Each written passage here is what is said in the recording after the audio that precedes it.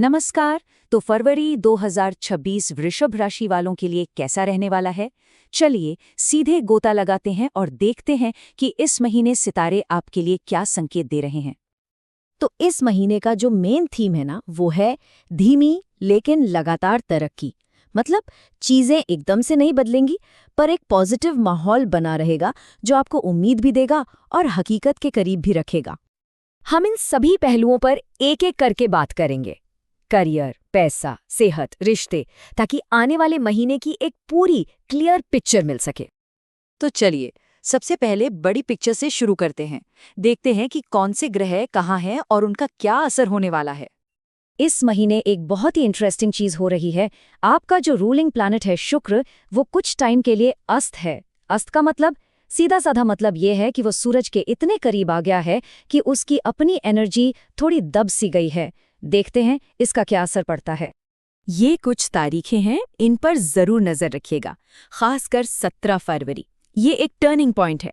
इस दिन शुक्र का उदय होगा और बस यहीं से आप देखेंगे एक पॉजिटिव एनर्जी का फ्लो शुरू हो जाएगा। अब आते हैं करियर पर और देखते हैं कि यहाँ कहानी कैसे आगे बढ़ती है, क्योंकि ये एक ऐसा महीना है जहाँ आपको दोनों ही रंग देखने को मिलेंगे।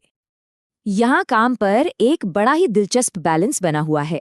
एक तरफ आपके अच्छे काम को नोटिस किया जाएगा, सीनियर्स के बीच आपकी वैल्यू बढ़ेगी, लेकिन दूसरी तरफ एक छोटा सा खतरा भी है, ओवर कॉन्फिडेंस का।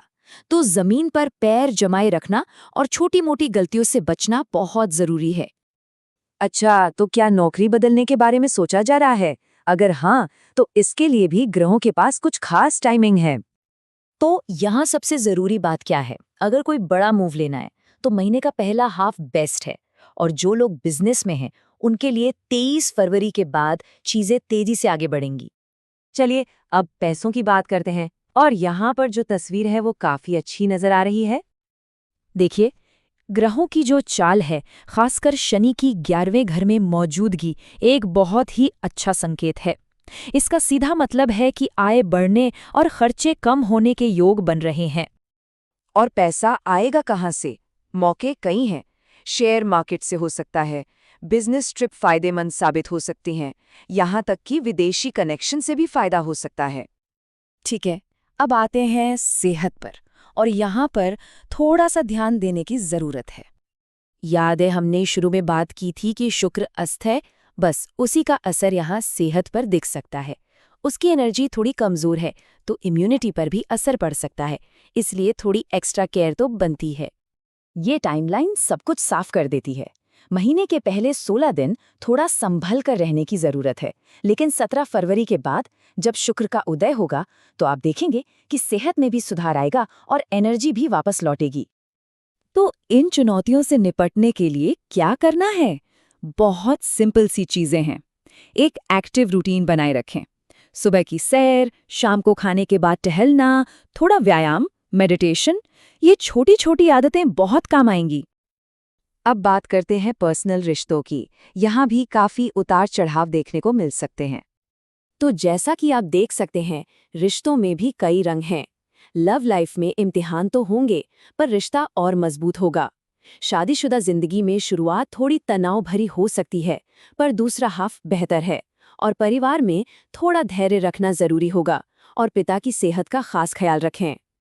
चलिए अब आखिर में देखते हैं कि इस महीने की पॉजिटिव एनर्जी को अपनी तरफ कैसे खींचा जाए।